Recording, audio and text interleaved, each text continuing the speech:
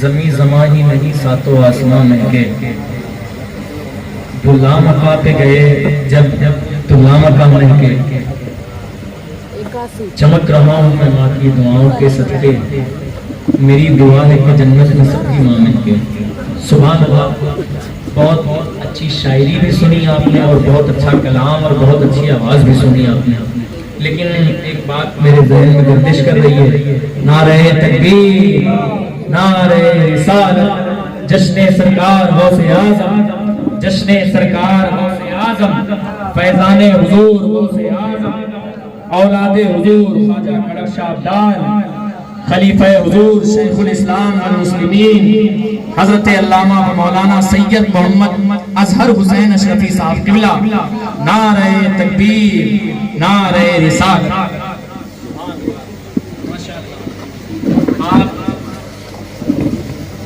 آپ دیکھ رہے ہیں منبر معظم مصطفیٰ پر وہ ذات تشریف لے آئی ہے جس کو دیکھنے کے لیے آپ کی نگاہیں منتظر تھی۔ الحمدللہ وہ خوبصورت شخصیت آپ کی نگاہوں کے سامنے اپنی پوری شان خطابت کے ساتھ جلوہ بار ہے۔ سبحان اللہ۔ ہاں تو میں عرض یہ کر رہا تھا کہ ادیب بھائی نے ابھی ماں کی شان میں کلام پڑھا، بہت اچھے اچھے اشعار، لیکن اولاد کی زندگی میں باپ کا بھی بہت بڑا رول ہوتا ہے نا، لیکن اکثر جو شاعری لکھی جاتی ہے وہ صرف ماں کی ہی شان میں لکھی جاتی ہے، باپ پر نہیں لکھی جاتی ہے۔ تو یہ بھید بھاؤ نہیں ہونا چاہیے۔ اگر ماں کے قدموں کے نیچے جنت ہے تو باپ اس جنت کا دروازہ ہے۔ بھائی جب دروازہ کھلے گا تبھی انٹر ہو پاؤ گے اندر آپ، ہے نا؟ تو باپ کا بھی خیال رکھنا چاہیے، باپ کا بہت بہت بہت بڑا مرتبہ ہوتا ہے۔ اگر معاملہ نہ ہو تو میں ایک چھوٹی سی بات بیان کر سکتا ہوں۔ حضرت موسیٰ علیہ السلام نبی ہیں، سمجھ رہے ہیں آپ؟ تو انہوں نے جو ہے چھوٹی سی بات، انہوں نے ان کے پاس ملک الموت حضرت اسرائیل علیہ السلام پہنچے روح قبض کرنے کے لیے اللہ کے حکم سے، بڑے جلالی تھے حضرت موسیٰ، انہوں نے تماچا مار دیا ملک الموت کو کھینچ کر، تماچا مار دیا۔ اب ملک الموت پہنچے اللہ کی بارگاہ میں، مولا دیکھ تیرے موسیٰ نے، تیرے کلیم نے، ہم روح قبض کرنے گئے تھے تیرے حکم سے، لیکن تیرے کلیم نے دیکھ مولا تھپڑ مار دیا۔ تو پھر اللہ نے ارشاد فرمایا کہ جاؤ پوچھو کیا چاہتا ہے میرا کلیم، اس سے کہہ دینا کہ وہ بیل کی پشت پر ہاتھ پھیرے اور اس کی ہتھیلی کے نیچے جتنے بال آئیں گے اتنی 1000 سال اس کی عمر وسیع کر دی جائے گی، بڑھا دی جائے گی۔ سمجھ رہے آپ؟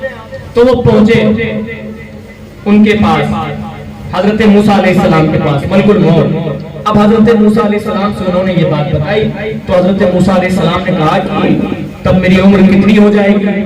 حضرت جتنے آپ کی ہتھیلی کے نیچے بال آئیں گے اتنی 1000 سال آپ کی عمر وسیع ہو جائے گی۔ تو حضرت موسیٰ علیہ السلام نے فرمایا کہ میری عمر میں سے 40 سال عمر کاٹ کر کے میرے بیٹے کی عمر دے دو۔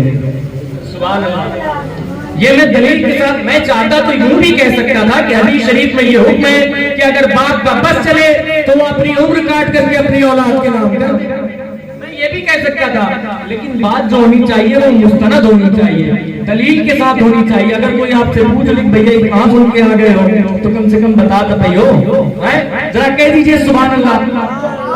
باپ ایک واحد شخصیت ایسی ہے جس کا بس چلے تو وہ اپنی عمر بھی کاٹ کر کے اپنے بیٹے کے نام کر دے، سمجھ رہے ہیں آپ؟ سبحان اللہ۔ تو ابھی بھائی پڑھ رہے تھے تو حضور کے کرم سے 4 مصرے بیٹھے بیٹھے ہو گئے، سمجھ رہے ہیں؟ یہ حضور کی عطا ہے، حضور اپنے مصرے کہلوا لیتے ہیں خود ہی، بہت بڑا احسان ہے، بہت خوش نصیب ہوں میں کہ یہ اللہ نے یہ فن مجھے عطا کیا ہے، بغیر کسی مدرسے میں پڑھے یہ فن مجھے عطا کیا گیا ہے۔ واقعی میں اس وقت سے شاعری کر رہا ہوں جب مجھے ردیف قافیے کا بھی پتہ نہیں تھا کہ کسے ردیف اور کسے قافیہ کہتے ہیں۔ سید صاحب قبلہ اس بات کے شاہد ہیں، ذرا محبت سے کہہ دیجئے سبحان اللہ۔ میں پڑھتا ہوں کہ بھوکے رہ کر کے بھی بچوں کو کھلانا دیکھا، باپ کمانے جاتا ہے نا تو مالک جو ہوتا ہے نا طرح طرح کی گالیوں سے نوازتا ہے اسے، کیا کر رہا ہے یہ حرام خور، بدبخت بیوقوف نالائق پتہ نہیں کیا کیا کہتا ہے، لیکن پھر بھی وہ باپ تپتی دھوپ میں اپنا پسینہ بہاتا رہتا ہے. کس لیے؟ ہمارے اور آپ کے لیے. سمجھ رہے ہیں آپ؟ ہمارے اور آپ کے لیے. تو باپ اور ماں دونوں کا مرتبہ بہت بہت بہت بلند ہے. کہیں کسی بھی طرح کا کوئی بھید بھاؤ نہیں. آپ بیدار ہیں؟ میرے مصرے سن رہے ہیں؟ ذرا محبت سے اپنے ماں باپ کے نام پر دونوں ہاتھوں کو اٹھا کر کے کہیں یا رسول اللہ. واہ واہ واہ سبحان اللہ. بھوکے رہ کر کے بھی بچوں کو کھلانا دیکھا. بھوکے رہ کر کے بھی بچوں کو کھلانا دیکھا. میں نے ایک شخص میں ہی سارا زمانہ دیکھا. بھوکے رہ کر کے بھی بچوں کو کھلانا دیکھا. میں نے ایک شخص میں ہی سارا زمانہ دیکھا. اتنا آسان نہیں تھا یہاں تک آنا. باپ کے کاندھوں پہ بیٹھا تو زمانہ دیکھا. اتنا آسان نہیں تھا یہاں تک آنا. باپ کے کاندھوں پہ بیٹھا تو زمانہ دیکھا. باپ کے کاندھوں پہ بیٹھا تو زمانہ دیکھا. جس وقت باپ انہیں پکڑ کر کے چلاتا ہے نا تو چلتے چلتے بچہ بہت دور تک نکل جاتا ہے. سمجھ رہے ہیں آپ؟ بہت دور تک. اگر کبھی ملا تو میں اس معاملے پہ اس مسئلے پہ بہت اچھی باتیں بیان کروں گا انشاءاللہ. لیکن سید صاحب قبلہ کی طبیعت بھی علیل ہے، بیمار یہ ہے، لیکن ایسا لگ رہا ہے کہ ہاسپٹل میں ایڈمٹ آپ ہے. سید صاحب کانپور سے سفر کر کے کوشامبی کی زمین پر آئے ہیں. کس کے لیے بھائی؟ آپ کو سنانے کے لیے. سمجھ رہے ہیں آپ کو سنانے کے لیے. لیکن حضرت کی طبیعت بھی خراب ہے. میں دوران سفر حضرت کے ساتھ نہیں رہا. میں نے دیکھا حضرت کی کیا حالت ہے. میں یہ چاہتا تھا، میں نے یہ دلاسا بھی دیا کہ حضرت انشاءاللہ ہمارے احتشام بھائی کے علاقے کے لوگ اتنے باذوق ہیں کہ آپ چلیے اور آپ ان کی سماعتیں دیکھیے گا، ان کی بیداری دیکھیے گا. ان کا سننا دیکھ کر کے آپ کی بیماری انشاءاللہ ختم ہو جائے گی. تو آپ اس طرح سے سماعت کریں. اور صرف سید صاحب کو نہیں، یہ تمام فنکار کو، یہ سب آپ کے لیے ہی گلا پڑھتے ہیں. حضور کی بات کرتے ہیں، اپنی بات تو کرتے نہیں. نہ میری بات ہے نہ میرے گھر کی بات ہے، اللہ کے حبیب و پیغمبر کی بات ہے. آقا نے یہاں کی قبر میں میری یہ کہہ دیا چھوڑو ہٹاؤ جانے دو نوکر کی بات ہے. آقا نے آگے قبر میں میری یہ کہہ دیا چھوڑو ہٹاؤ جانے دو نوکر کی بات ہے. آئیے بڑی تیزی کے ساتھ اس خوبصورت ماحول میں آپ سماعت کر لیں عالی جناب حضرت حافظ بخاری ذیشان ربانی صاحب کو. بڑی تیزی کے ساتھ ان کا استقبال کر لیں. نعرہ تکبیر، نعرہ رسالت، جشن سرکار غوث اعظم